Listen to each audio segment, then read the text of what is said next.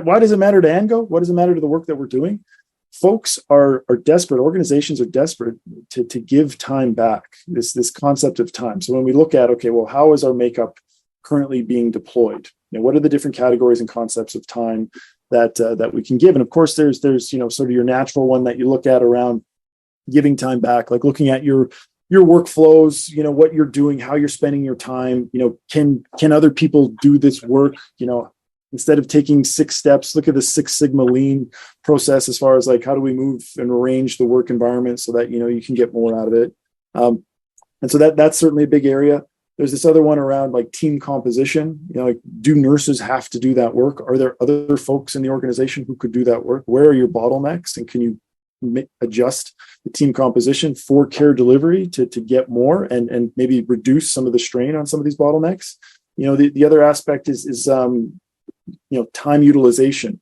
And this is where I think a big value, and Andgo kind of plays in 2 of these main categories. One is really around giving time back. And we're all well aware of taking a process that takes 34 minutes of effort and reducing it down to 2 minutes of effort creates a lot of value, for these organizations, for these folks to go in and tackle these next tasks, right? So that's obviously just that efficiency is a huge one. The other one is basically looking at like utilization rates.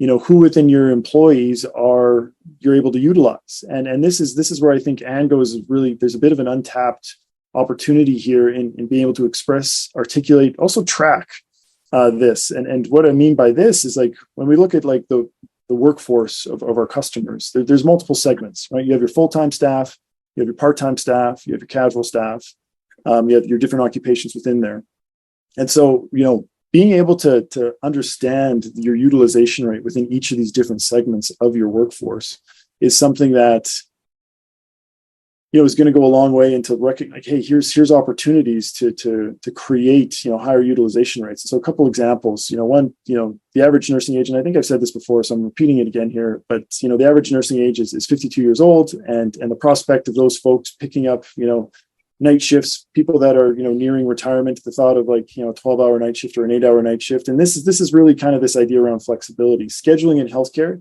is incredibly rigid. You have 12-hour rotations, you have 8-hour rotations. You don't like it, you don't work.